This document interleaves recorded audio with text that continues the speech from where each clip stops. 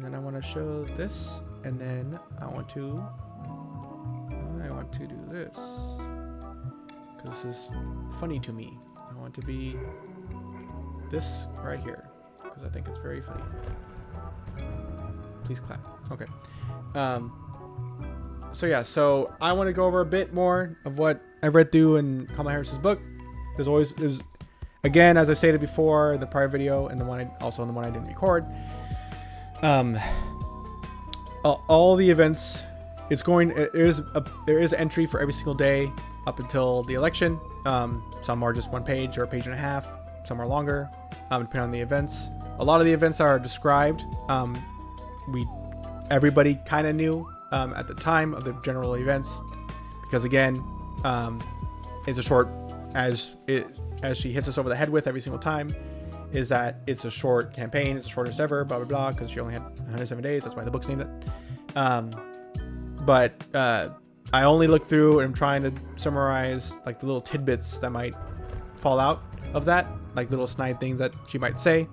And so where I left off and where I go from here is from 92 days, August 5th, 92 days until the election. And I got up to September 19th, 47 days to the election. So I'm going to be looking down a lot because I need to go through the notes and things that I marked to kind of talk about. Anything that at least I found as worthy of stating, because again, all of these events you could go through. I'm sure someone has already chronologically put out videos of, the campaign that Kamala Harris did, or maybe she's in talks to make a movie about it. I don't know. Perhaps she is. I know AOC did she has a video or movie about when she was first elected, and someone documented that. That was kind of interesting. But anyway, so 92 days to the election. Not on August 5th. Not too much really to talk about there. I might even just skip through a bunch of these. A lot of it was just like what she was doing, and maybe had a few general talks, because she was still vice president at the time. So not really interesting things to talk about there, because she can't even say much for national security reasons and classification and whatnot. She talked about meeting Tim's family and how great they were, which I agree with. And how great their kids were. His kids were, Hope and Gus. I mean, that's all nice. Talks about like bringing Tim onto Air Force 2 and whatnot. Talks again about how difficult it was to get Sean Fain, the president of the United Auto Workers, to necessarily endorse her or any campaign. I do want to talk a bit about that and the general bit of why that was such a contentious bit to even get an endorsement from him, and obviously they ended up not endorsing anybody. But the issue had been that Joe Biden was very antagonistic and against the rail workers strike. He pushed them to take whatever deal or to continue working and whatnot, against what the union workers wanted to do. The union wanted to protest and strike and whatnot, and Joe Biden said no. He did a bunch of work to say no, you get back to work or else, pretty much. So obviously that hurt his image with any union. Pretty insane to do. The unions are the only way anybody who works a day every single day in the regular job, it's the only way they have any power anymore.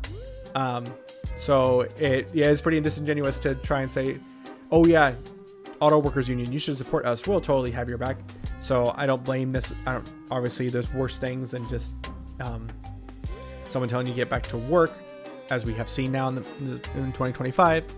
But not surprising that it was a contentious interaction.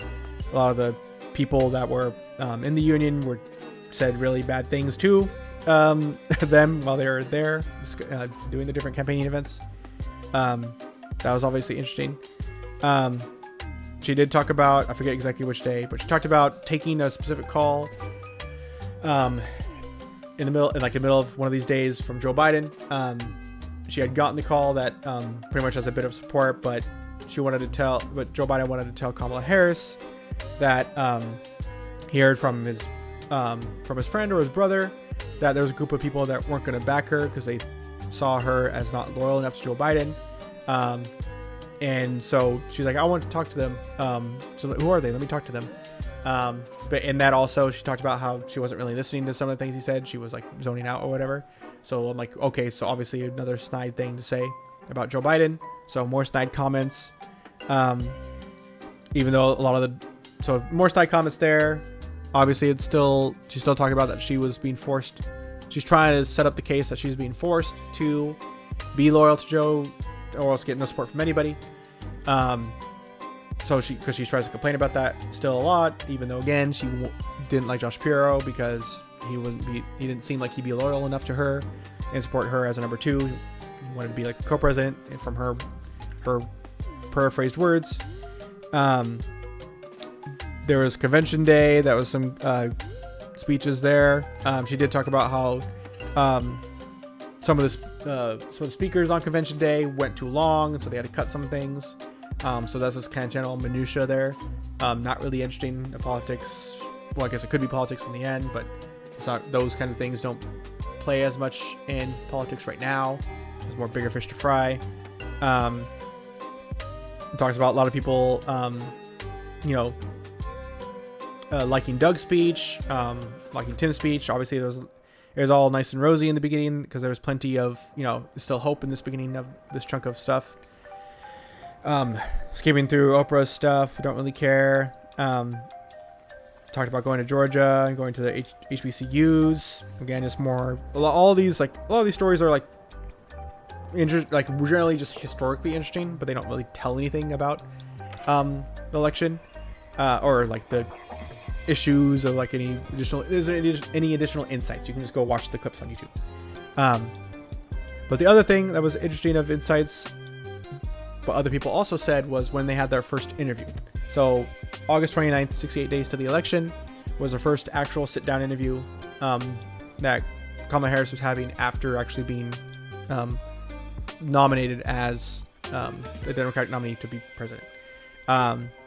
So you can go and watch the interview if you want. She talks about how perhaps it was a mistake to do it jointly with Tim Walz because she's like, maybe it made it seem that I couldn't perform well in an interview on my own. And so Tim didn't even have any questions pushed his way. So yeah, she feels like that was maybe not handled the best way. So that was interesting to have her say directly. And then a few other just like general things. There's the entry for 67 days to the election. Then it goes to 62 days to the election, September 4th. More about just like how the rallies went. She talks a little bit here and there about how a bit about the policies that she was trying to put forward or trying to talk about. Nothing much there. But then September 5th, 61 days to the election, it was time to hunker down for a debate camp. So she starts talking about all the prep that she did for the debates, how one gentleman, I forget the name, pretty much dressed up and acted like Trump all the time for the whole debates, poking her at every possible thing that she could say, trying to say don't use acronyms that people don't know, try and say in plain English what these things are. Those are just general debate things that are talked about. No real insight there. So let's just see if I can even skip because it's just debate camp over and over.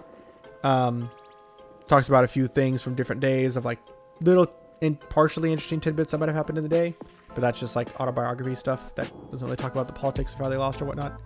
And then it gets to debate day. She does go over a good chunk of bits of like not only the debate, like obviously we can go watch it again and all the terrible things that happened in it. But then she does the one thing that was interesting that she talked about after the debate and a couple of the days afterwards, was that she did get call from like Trump at some point to say that, oh yeah, you're good and blah, blah, blah. And she remarked to that, she had heard that Trump in a one-on-one situation, if there's just you two and room or on a phone call, whatever, he can be like, in her words, he could be charming or reasonable to talk to. But then she's like, remember, like, he's a charlatan. He's just like, of course, in different circumstances, he's going to be this way to get whatever. And so interesting that she said that, or she brought that up, or gave him any sort of like compliment, even if it was a partially fake one, if she remembered like that he was a charlatan or whatever. But yeah, so that was kind of it, because there was a lot of, she talked a lot about going to these different campaigning events, talking about them. She talked about them, what they were doing, the minutia behind the scenes, which was what a lot of it was. It does not really interesting, because it still speaks to the hope that was had at the beginning of the campaign when she was nominated, and then when Joe Biden dropped out and she was pushed forward, and then up until she was nominated with Tim Walz, even announcing Tim Walz, like all that different excitement that happened. And she did talk about a little bit of the policies that she might push forward, and saying, I would help younger people because of this little policy. And so again, goes back to what I was talking in the first hour of, trying to fight at the margins to just barely win to get power. That's the same thing she describes in the book, so I don't really care to talk about what policy she's going to push forward. Obviously, again, her as president with those little tiny policies would be better than what we have now. But again, that's like there's more that had to be done at the time to have one. So anyway, the only real good tidbits of this were her snide comments again about not having enough time. She always says over and over and over. Not enough time in her campaign because only 107 days. Name of the book. That's why it's hit over the head all the time with the same information. The snide comment that she had about Joe Biden, about not listening when he called to give her some, any sort of advice or whatever. And then again, the bit about Trump, about her giving him any sort of compliments in any way, even though she called him a charlatan right after.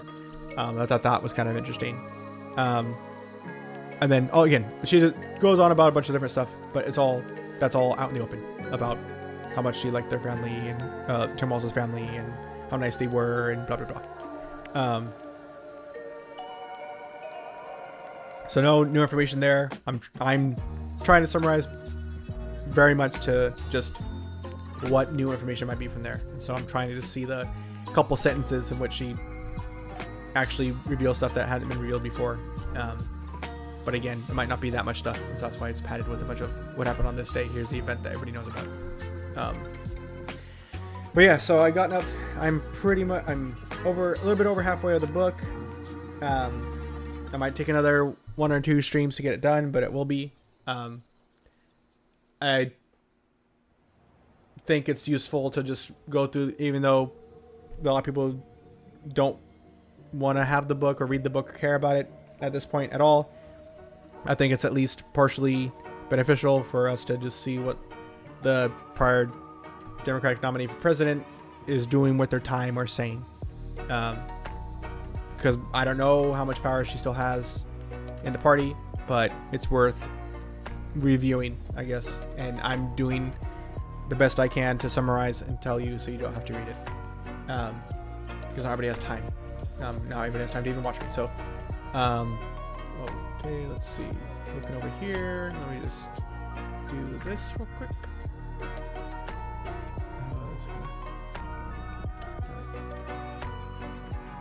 Okay, so with that, I'll take one more quick tiny break, and then we'll switch on over to Silent Hill F.